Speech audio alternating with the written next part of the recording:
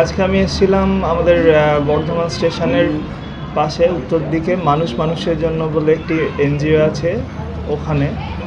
তো আমি এদিক দিয়ে যাতায়াতের পথে প্রায় দেখতাম যে এখানকার যে সমস্ত বাচ্চারা এখানে পড়াশোনা করে তাদেরকে অতি যত্ন সহকারে স্যার ম্যাডামরা পড়াশোনা করান, কিন্তু কিছু সামগ্রীর সমস্যা আছে হয়তো। তো আমার ক্ষুদ্র সামর্থ্যে আমি ওনাদের সঙ্গে আছি এটা বোঝানোর জন্য আমি একটা টেবিল আমি ওনাদেরকে দিলাম, যেটায় আমার প্রিয় ছাত্রছাত্রীরা এবং আমার শ্রদ্ধেয় শিক্ষক শিক্ষিকাবৃন্দ ব্যবহার করে ওনাদেরকে আরও বেশি আপন করে পড়াশোনা করাতে পারবেন বলে আমার বিশ্বাস।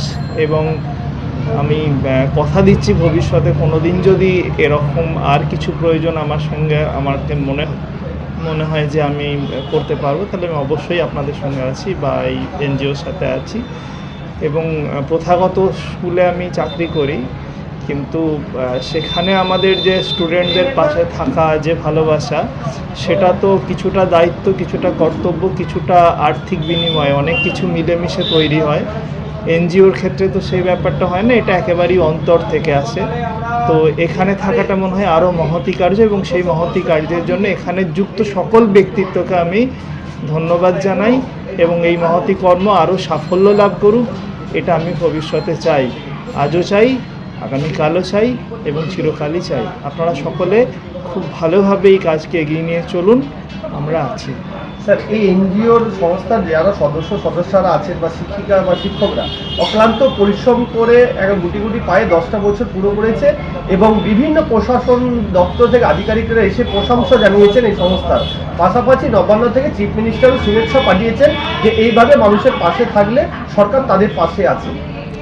এটা তো আমাদের সকলের খুব গর্বের যে আমার বিদ্যালয়ের, আমি পার্শ্ববর্তী বিদ্যালয়ের শিক্ষক, আমার বিদ্যালয়ের পাশে এরকম একটা এনজিও চলছে এবং সেটা একদম সর্বস্তরের মানুষ অন্তর দিয়ে ভালোবেসে গ্রহণ করেছেন, তারা এসেছেন, তারা পাশে দাঁড়িয়েছেন।